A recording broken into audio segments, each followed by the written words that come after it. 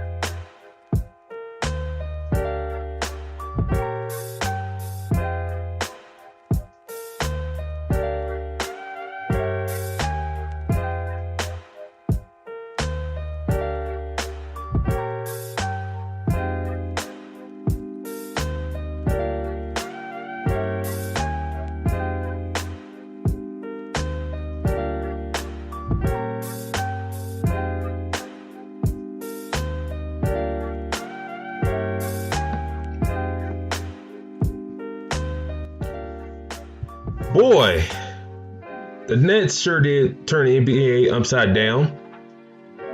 We'll discuss that and much more here tonight, live on Fast Break here on M.I.A Sports Radio. Your direct feed for that is all is sports.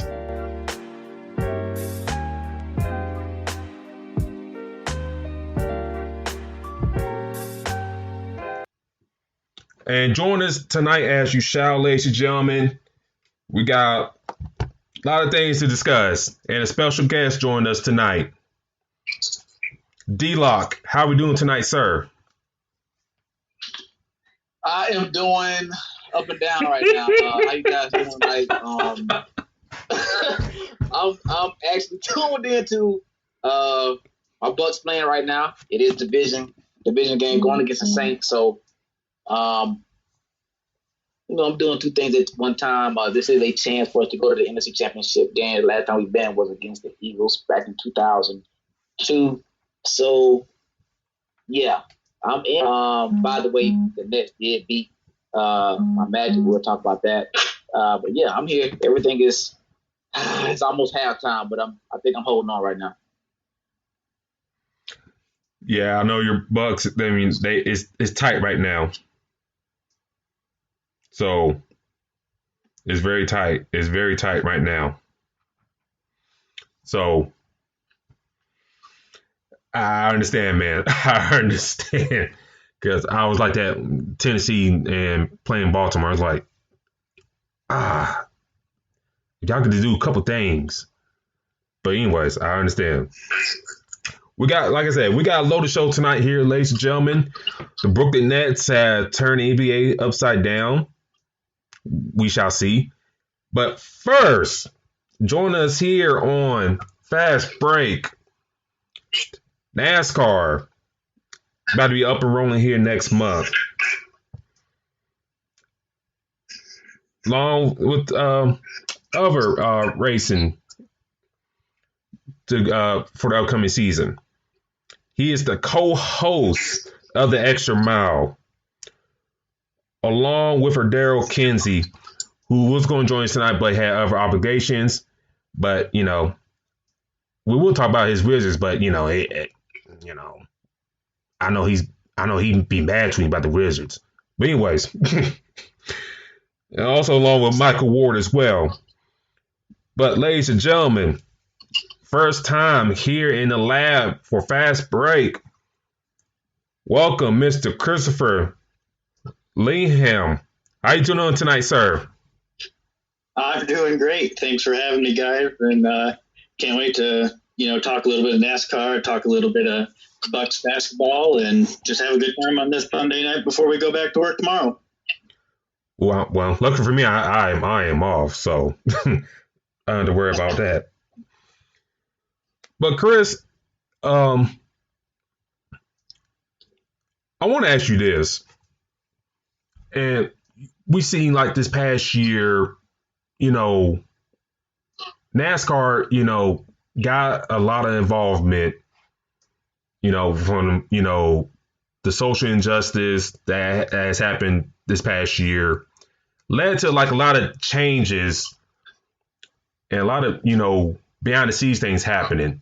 One of those things was like Michael Jordan getting ownership into NASCAR.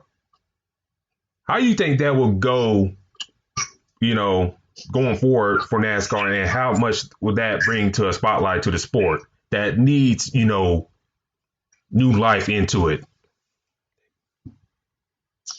Yeah. So, I don't think anybody listening is any stranger to, what you think of when you think of a NASCAR fan. You think of, a certain type of person. And I think that in the past year, NASCAR has done so much to break down those stereotypes that you would think of and make it as inclusive as possible for everybody.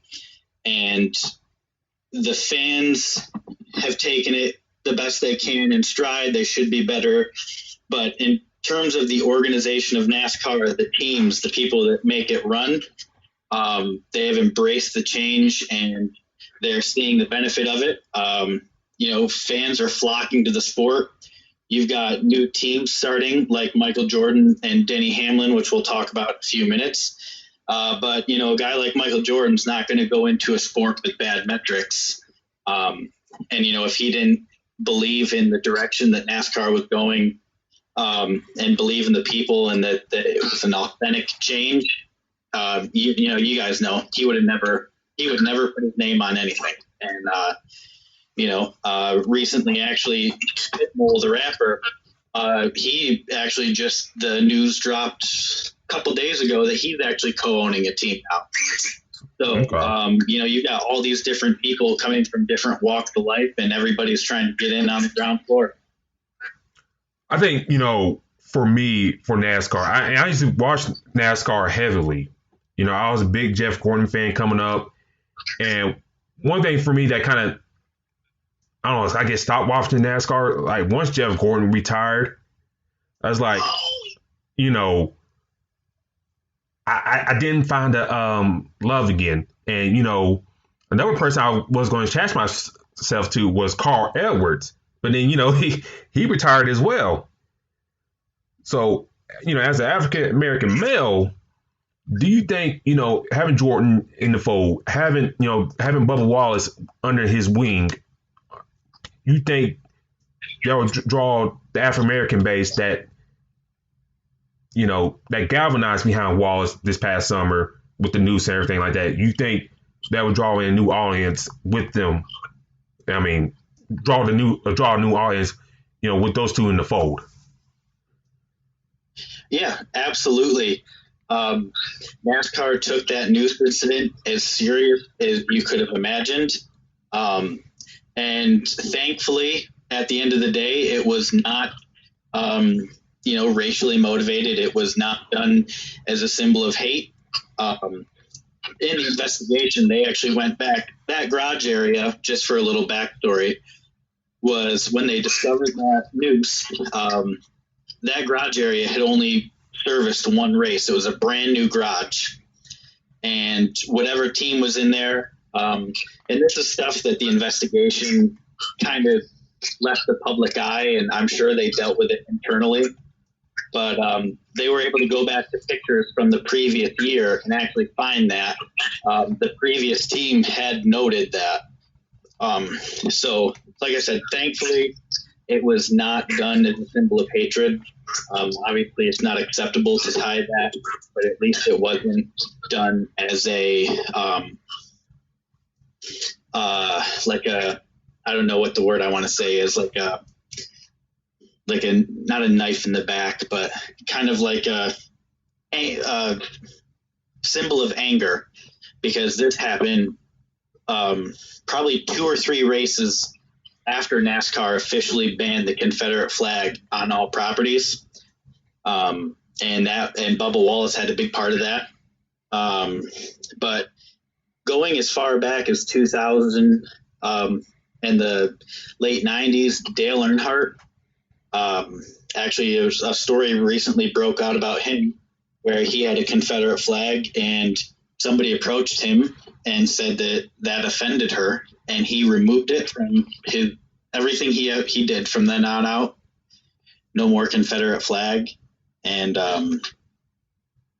so it's not like it's just the new thing where we're, being more self-aware. It's been happening for a long time behind the scenes. But what you were saying, bringing more people in, the proof is in the pudding. You got NFL guys tweeting about it every race. So I think that we're doing a good job of pulling people back. I'm a person, I don't know if you knew this about me, but I'm a person who lives in Alabama. And I see the Confederate flag every day, just about. With that, being banned from NASCAR, how do you see that being received? Because, that base is around the South, Florida, Alabama, Georgia, Mississippi, where I'm getting at, North Carolina. How do you think, that would be received for the upcoming season?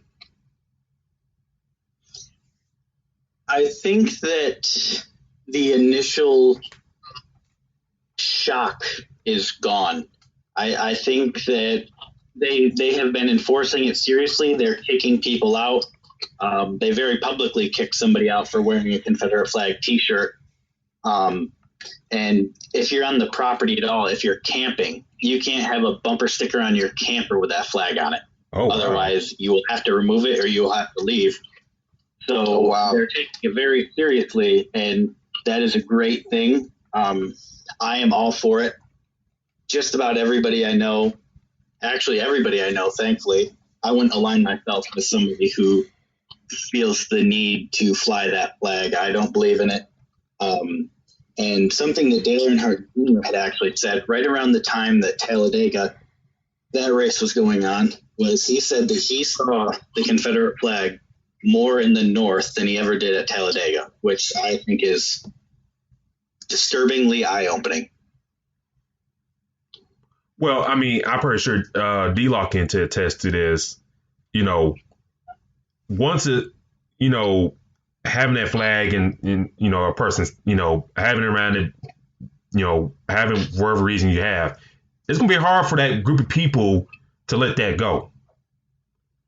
Yeah. Hey, D-Lock, I know you agree with that. Like, we see it around in the South.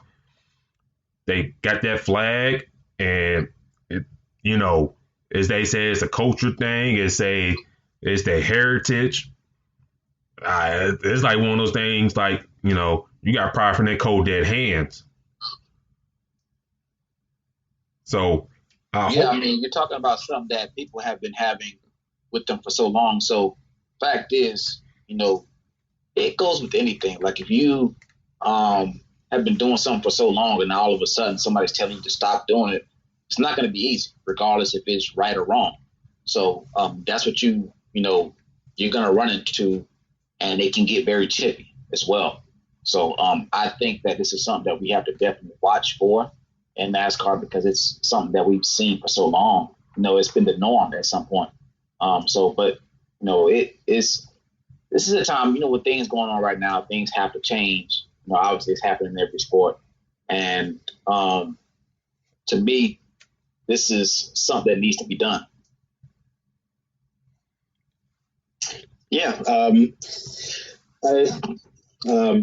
like I said, NASCAR has been very strict on that rule, and they have been moving people from their properties or flying that flag. And I think a year or two of that happening right different, it's going to stop because people are going to realize, hey, I can't get in. And they've more or less said that they'll start throwing bans out. You aren't going to be allowed back to the property if you continue that behavior. And that's something that, I don't want to focus on the negative so much. Bubba Wallace has done some great things for the sport over the past year. He's become a leader. He's become a symbol of moving into the correct direction, making it more inclusive, getting a new generation of fans in the stand, getting fans that we wouldn't have had before because of those stereotypes that people have. And so I just think that Bubba has done some amazing things.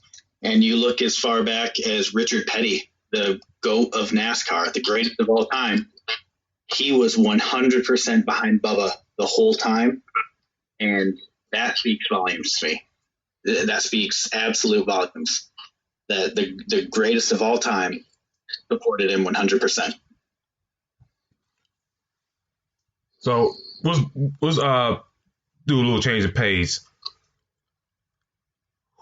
Let's see. I say give me three. I would say five, but give me three drivers that you expect to do well this season or should have a good season. So to start off, I'm gonna try to go with some younger guys here. Okay. Because if anybody listening to this has any interest in NASCAR, there are some drivers who are at the, getting close to retirement. Your Kyle Busch's, your Kevin Harvick's, and they just dominate. So what I'm going to do is try to focus on some younger guys that you can find that are going to have a long career and someone you can get kind of attached to and start following who's not going to go away in 5 years. Number one on that list is going to be Bubba Wallace, just because with and Toyota, they have almost unlimited funding, and Bubba has brought more money into this sport than anybody since Dale Earnhardt Jr. Dale Earnhart Jr. is the only driver that a team has ever had a bidding war over sponsorship and had to turn sponsorship down. And reports out of the 2311 race camp, which is Michael Jordan's team, 2311, they've had to turn down sponsorship as well. So you're talking about Bubba and unlimited resources. They're not going to have the greatest start. I don't look for them to be in the playoffs this year. There's a lot of chemistry that needs to be built in that team, and they're starting from the ground up this year. But Bubba's very good on super speedways and short tracks, so he could sneak in. He could even sneak in a win or two. So Bubba's one to watch out for. And then you've got Chase Elliott, who is going to be the defending champion. He's the most popular driver. His dad is Bill Elliott, and he's a road course ace. He's winning a lot. He's a great driver. And then lastly, I'd say Ryan Blaney. He's another young guy with, a bit of a legacy. His dad raced NASCAR, and he's, just young guy. And all of those guys are in their 20s, so they can be around for a long time. Well, that's what's up. And, before I let you go, with COVID, still around and stuff like that, do you foresee, or I guess foresee, any cancellation of races this year and kind of prolong the season? No, I don't think so. Last year we were able to bid, we didn't miss one. They were postponed, but we got them all in, and we started on time and we finished on time. So we had midweek races and stuff last year. But this year we're going to be. Well, that's awesome. With the NBA, they're canceling games left and right now. NFL, they kind of pulling through strong. So hopefully, for NASCAR, they take, what these leagues did right and what they did wrong. They kind of, make sure everything goes smoothly from the start of the season at Daytona to the very end. Yeah. And I hope I see you live tweeting the Daytona 500 this year, cheering on Bubba or Blaney or Chase Elliott, anybody who you want. But, if anybody ever has any NASCAR questions or has any interest or anything, I'm tagged in all of the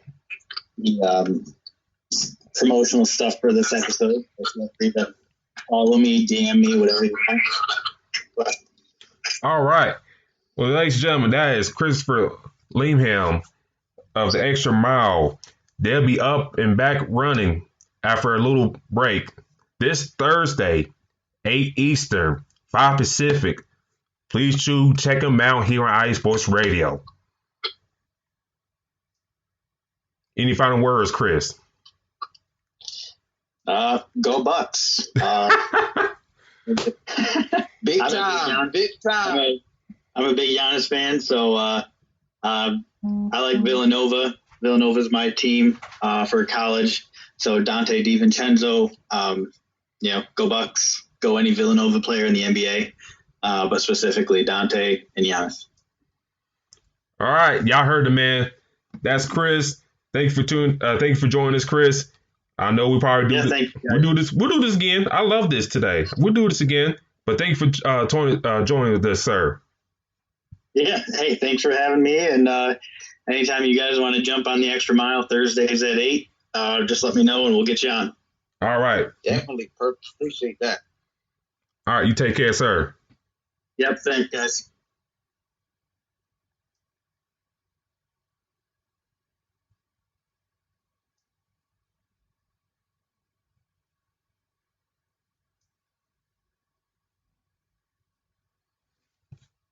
Let's see. Well, that was very fun, tonight, ladies and gentlemen. Very, very fun. I think I lost D-Lock there for a second. Let me get back on.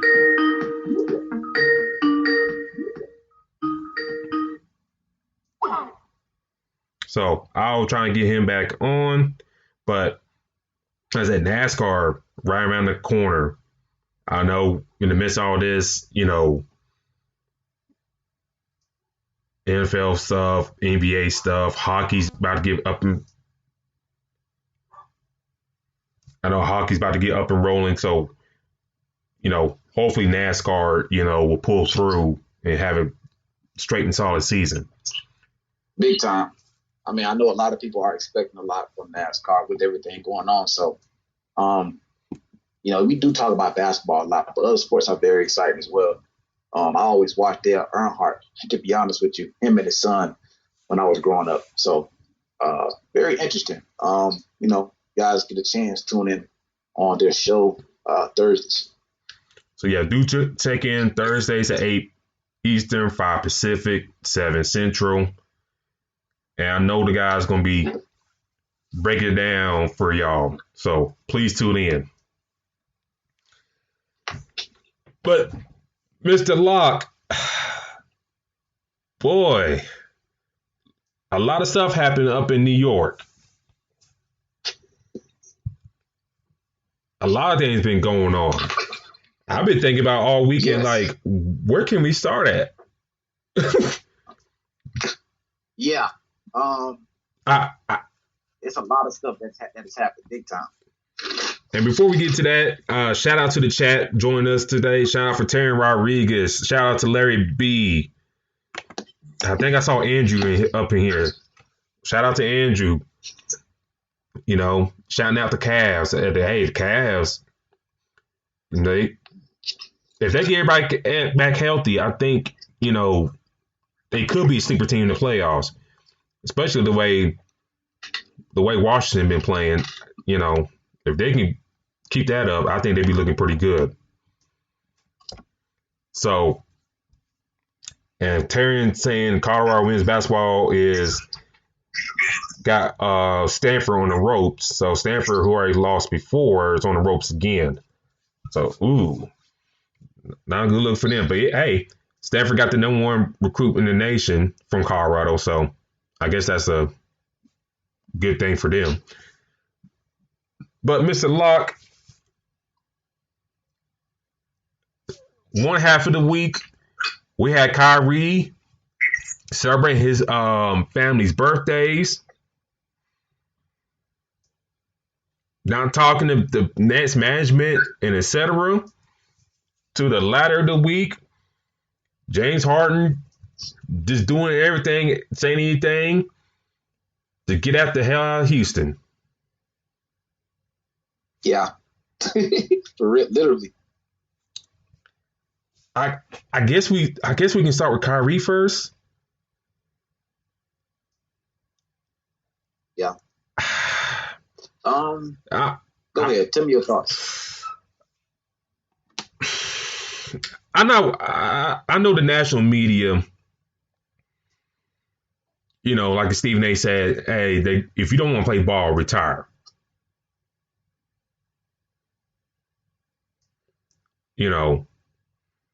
Oh, my bad, Terry. I guess I read that wrong. So they did upset Stanford. Okay. My bad. I read that wrong. But I'm not in agreement with Stephen A said, like retire, retire and play ball, retire from ball. I ain't gonna jump that crazy unless he's hearing other things that we don't know of. I mean, you don't say something like that unless you got some inside, information like that. But he celebrated his family's, I guess his sister's party in Jersey because he's from Jersey. And, he's taking time out for personal reasons. We don't know what, but, showing to the party, not a mask, stuff like that, ain't a really great look to me. I tweeted from the Fast Break account that I wonder if he knew about the Harden thing going down, and that's why he kind of took time off. I don't know. That's like maybe a conspiracy to me. What are your thoughts on that? Kyrie is what we call a head case. He's doing literally anything he wants. That's not changing. That's something that we have to accept. Dude, like, you have to understand, like, this dude is just doing whatever he literally wants. That is not changing. And the biggest thing about this is Brooklyn needs to know this. He's going to be him regardless. So, for me, I think that if they can accept this, then things are going to be a lot easier. He seemed like he's very out. Like he speaks sometimes about he literally just does things and like he has nobody to answer to. He lost a lot of money for it. But I don't think that changes. If you ask me, I don't know, man. I was like, if you got issues going on, personal issues, hey, fine, none of our business. But I mean, you doing birthday parties and stuff, and then you getting $50,000, and on top of that, you losing game checks that almost equal out to $1 million.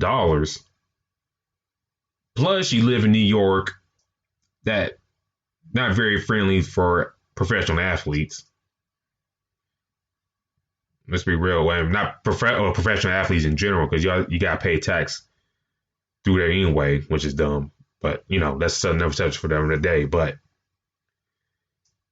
I don't know where his head at, to be honest with you. I mean, he's being himself. I mean, this is something that, how somebody has, that quote, accept somebody for what they show you the first time. Like, dude, like we talked about this. He was the same person that we see now in Cleveland. This is not changing. He went to Boston. He didn't deal with a LeBron there, but he dealt with a similar cast like a Jaylen Brown, like a Marcus Smart, like a Jason Tatum, all these guys, and he still was acting the same. Like he literally, it seems like he's just doing him, and it's not. You can't tell him anything, bro. Like, I wish there was anything I can like say to respond to that, but it's just Kyrie's gonna be Kyrie, like, and when teams can accept that, that's when everything gets a hell of a lot easier. But if you get to the point to where you're trying to say, well, you know what, we can hopefully change this guy, that's not happening.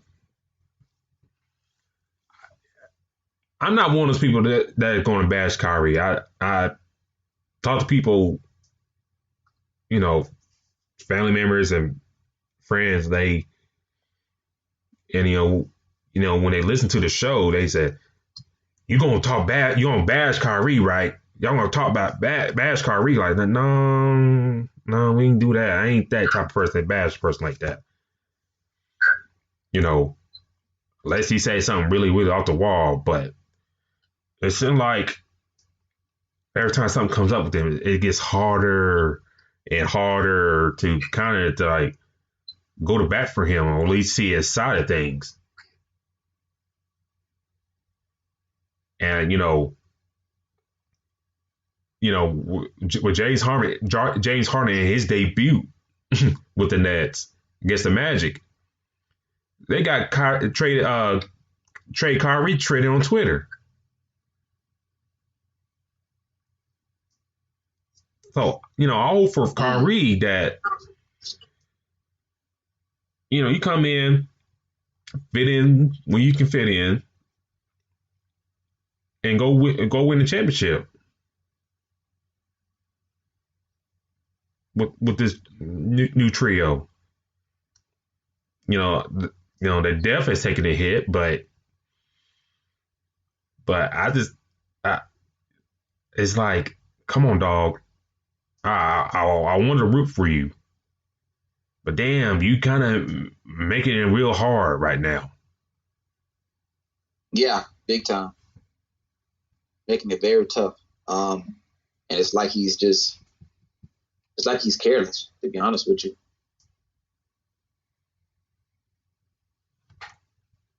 It's like,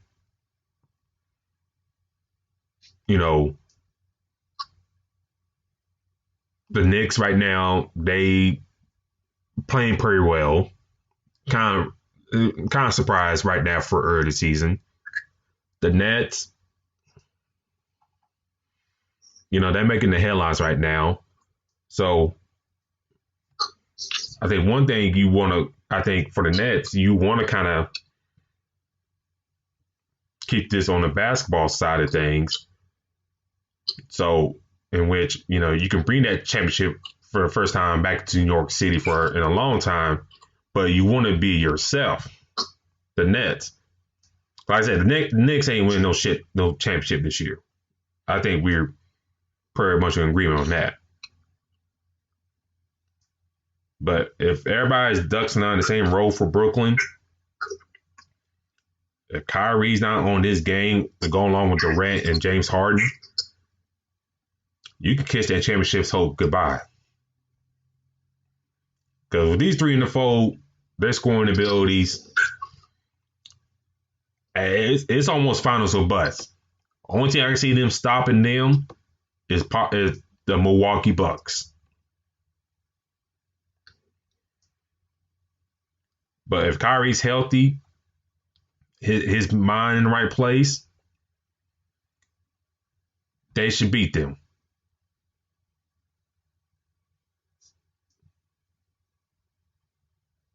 But it all depends on him. Now, granted, yes, if you got James Harden and Kevin Durant, that should be enough to win a championship. But for Kyrie, this should put you over the top. Yeah, I mean, I had somebody ask me today. I think I was talking about asking me, is that a big three? Like, hell yeah, that's a big three. Like, there's no question that's a big three. You got two MVPs, right? So, for me, they compared it to the Golden State Warriors team, with Clay, Steph, and Durant. I'm like, okay, Durant evens out with Durant. You got Clay, To be honest, I'm taking James Harden over Clay any day of the week. And then you probably have it even between Steph and Kyrie. Now obviously you got the 3-point, God and Steph Curry, but you got the ball handler in Kyrie, right? So you got the scorer in Kyrie, so they kind of even out. So if you look at those three compared to this big three, like this big three is probably better. Now obviously that big three had a while they connected together, but for me, this three here can do a lot of damage, man. And it should do a lot of damage. And which transition to that trade, that 14 trade that happened a few days ago. And let's see, trying to pull it up right now. Come on now. Come on. I think, let me ask you this for the Nets side of things. They gave up a lot of draft capital to get Harden. A lot of unprotected picks. I think, Milwaukee being so thirsty for Drew Holiday, give up all that draft capital, that kind of drove that price up on that. If you're Brooklyn, if you were in Brooklyn's position, would you give up all that draft capital to get Harden? To be honest with you, hell no. I'm not letting go of Jared Allen and Karis LeVert, especially how the team is going now. Now, I'm not going to lie to you.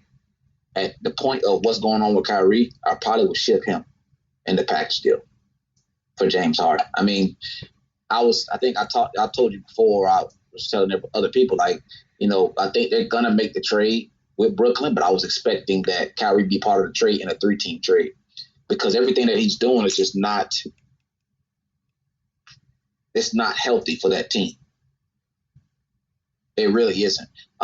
We may not hear anything from Kevin Durant right now, but I think eventually at some time, remember when James Harden and Russ, after one got traded, we were hearing that Russ was talking about, he wished he was in practice and blah, blah, blah, and all this stuff, or he was showing up the film session late. This is something similar that we can hear months later, from a teammate of Kyrie. So for me, I was thinking that would happen. They would probably ship him, even though he's new there. But I wasn't expecting to give up Karis LeVert and Jared Allen. Hell no. I wouldn't do that. Definitely no. That's a win for Houston. I was like, damn, they gave up Jared Allen?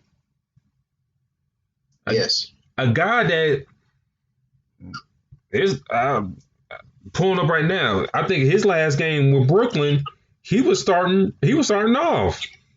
And they had DeAndre Jordan on the bench. And DeAndre Jordan wasn't playing that much. That trade went down on the 13th. Let's see. Jared Allen's last game with the Nets. Let me pull that up. I don't know what they were thinking when they did that, man. His last game with the Nets against the Nuggets. One of his best games, but 6 points, 5 rebounds, 3 assists, 36 minutes. DeAndre Jordan didn't even play that game. No reason. No reason. He wasn't even playing that game. Hell, let me go to the game before that against the Thunder. I think this is more what I'm alluding to. 15 points, 10 rebounds, 6 of 7 shooting for Jared Allen. 33 minutes played. DeAndre Jordan, 10 minutes, 4 points.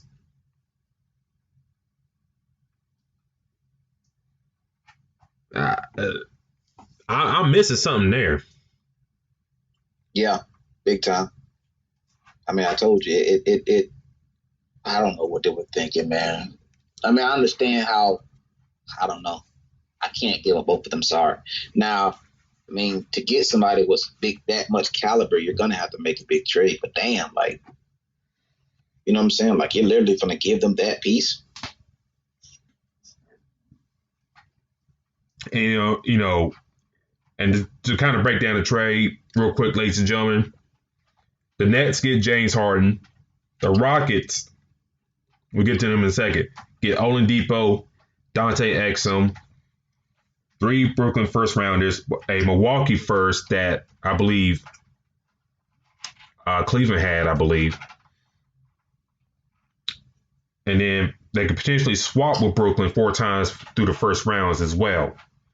The Pacers get Caris LeVert and a second rounder. And we do want to give a shout out to Caris LeVert. They found a mass kidney. I found a mass in his kidney, so hopefully he'll, pull through that. Bounce back. Yeah. Yeah, that sucks for him. And a guy, I think, we easily took over the scoring load where Oladipo left from there. And in Cleveland, they get Jared Allen and Taurean Prince. Let's get to the Cavs here for a second. Andre Drummond is playing some of his best basketball right now early this season. Jared Allen, nice young piece. Andre Drummond, still in his 20s.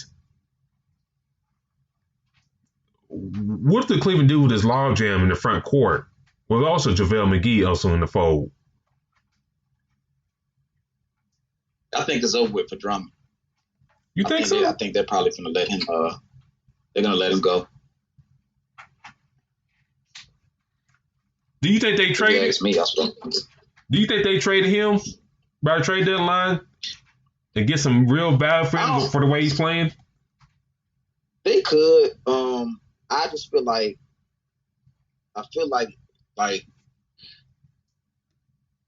that trade they made is like guaranteeing their future.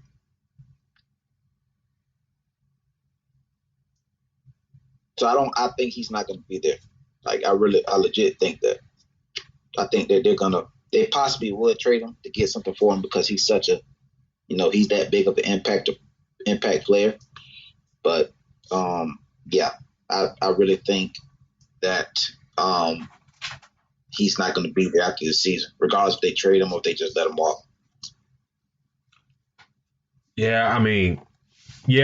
What's one thing to secure the future with getting out in the fold? I thought Taurean Prince was a solid role player pickup because they need some defense on the wing. But Drummond, he had 33-23 against the Knicks the other day. Cavs look pretty decent. Now, granted, Sexton has been out, Garland has been out.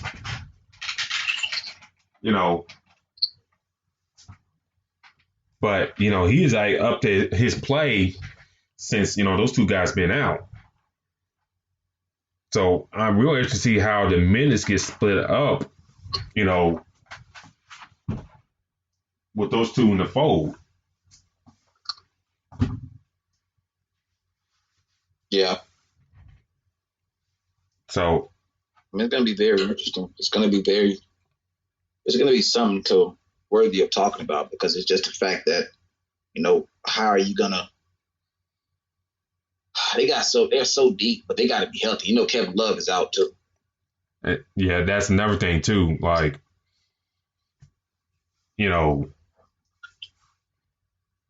can you really depend on him? If you're going to try and make a push for the playoffs, can you really depend on him?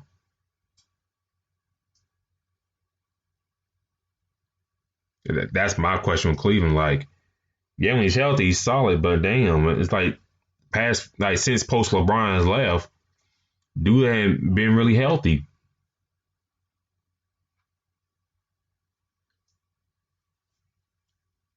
In my eyes. And then, and for the Pacers, they replaced Oladipo LeVert. LeVert has found the issue with his kidney. I hope for Indiana's sake that it's not too serious with LeVert and he come back into the fold and help him for a playoff push. But if he's not in the fold, besides Sabonis, I don't know if not Miles Turner shows up every once in a while. I don't know where else they're going to get that scoring from because Malcolm Brogdon, very solid player, but he one of those guys that missed a few games with the injury as well.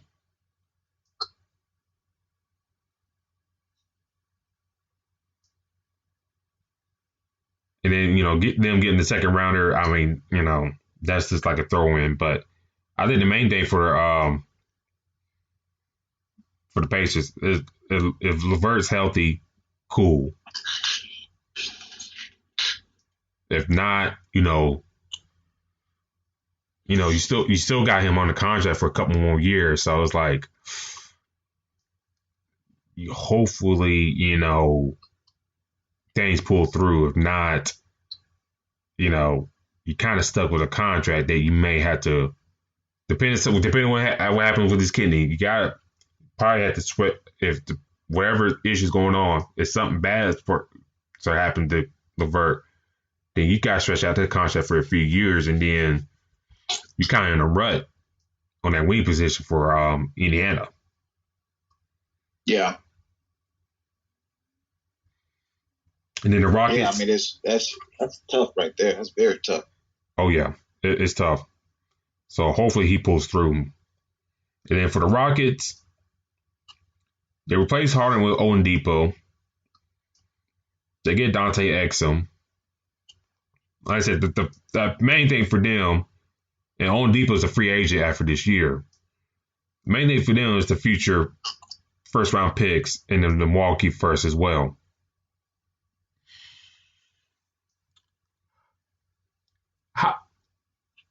With the new front office in Houston, how do you see them shaping their future with these first round picks? Like I said, you got Oladipo, a free agent after this year. John Wall, who looks pretty good so far this year. How do you see this team shaping up this future? They don't look. I like Boogie. I really like Boogie. I think that he's going to be a solid piece, and we've seen that. It's going to be very interesting to see how they go about John Wall and Oladipo. That's going to be something that's key. Still got Eric Gordon there, so you're kind of deep, but you just have to. It's just how they put it together. They have a few pieces there, so now you have to be able to build off of that and not give up so quickly on what you have, and also pick up the free agents if you can. I think if Houston can convince Oladipo to stay, I think you're saving face and trying to still contend for the playoffs, for a playoff spot. With Wall and Oladipo in that backcourt, I think you could do some things. I think Oladipo will give you something better defensively. Better than James Harden, presented. I know James Harden does a lot on the offensive end, but at times you kind of wish he did a little more, a little bit things on defense. But, the way Christian Wood has been playing for Houston early on, Boogie having very solid games off the bench, Eric Gordon in the fold, PJ Tucker doing what he does. I think if Steven Silas can, find the right combo, get a little streak going, get these guys' confidence up because, they've been dealing with James's BS throughout the course of the year. I think, Houston can, potentially sneak in the playoffs. Did you like the way? Yeah. Did you like the way James Harden went about things before we go? You mean how he took off his nutty professor suit? And dude, like he just morphed into like this totally different guy. That was weird to me, but I feel like he could approach it a lot different, but he went about it as if, hey, he wanted to be in Brooklyn. He had different ways that he could have did it, but I'm sorry, I just seen a fumble that my defense picked up, but he could have approached it differently, but the way that he went about it clearly got him out of town, and that was his plan. So now that he is out, you get to the point to where it's like, okay, boom, like now all of a sudden you've been working out every day to get back into the shape, and a lot of people said that they look very good this past game against the Magic. So hopefully, since he's there, he's out of Houston, he's happy, and we'll see, what happens on that front. But before we get out here, ladies and gentlemen, D-Lock, I do want to ask you one more thing. If the Lakers win the championship this year, will Frank Vogel be LeBron's best coach in the NBA? I wouldn't say that yet. I feel like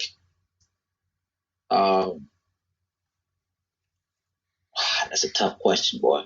I probably would say yes. The reason why I would say that is because the fact that it is 2 titles and he do have that group of players with AD.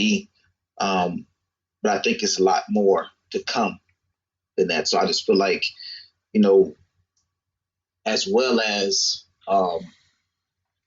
he's played with other coaches, Frank Vogel is a solid coach. Remember, he was doing this thing in Indiana for a while, so we can't forget that. So for me, probably could be. Yeah, I mean, they never won a championship with Mike Brown. Spoelstra, I don't know. Spoelstra, he's a tough. I think he's a strong contender for one of the best coaches LeBron has. I think if LeBron, I know he bought into the system, but it's like, but we know the stories of him wanting Pat Riley to coach him. But, and Pat Riley stuck to his guns there. But Spoelstra can't be overlooked, though. And the way Spoelstra, since post-LeBron, has done with the Miami Heat can't be overlooked as well. Because with Vogel, I mean, he coached your Orlando Magic, and that really didn't go too well in that run. And, of course, I think, he the one, this LA job, he took the contract that was offered compared to everybody else. And he won a championship, of it. And maybe on his way to a second one with the way the Lakers have been playing right now. But, like you mentioned, I think it's a little early. We'll see how the rest of this season plays out. Like I said, we're like 14 games in. So we'll see how things, shake out for the rest of the year. Especially, what happened with Brooklyn this past week.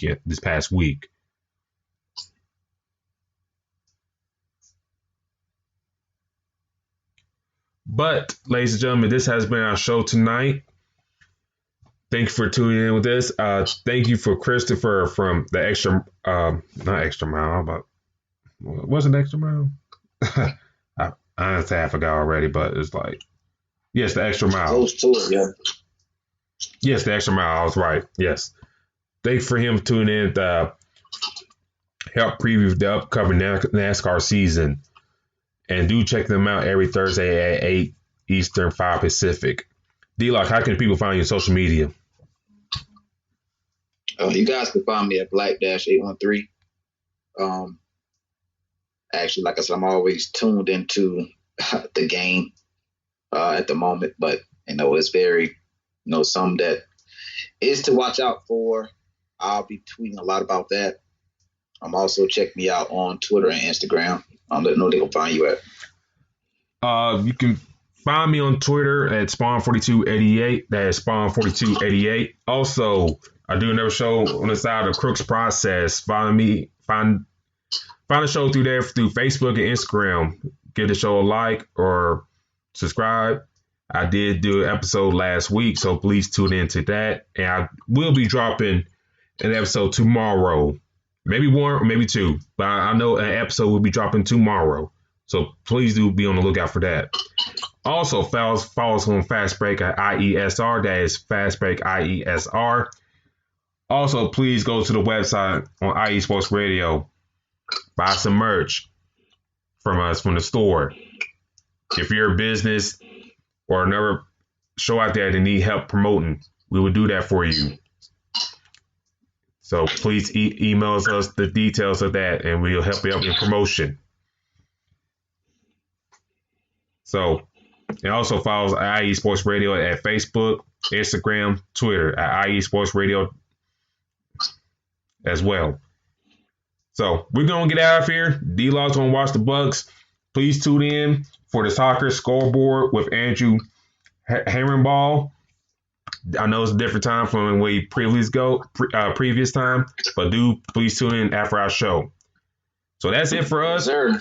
We'll be back next week, and hopefully, the NBA be kind of sane in a way.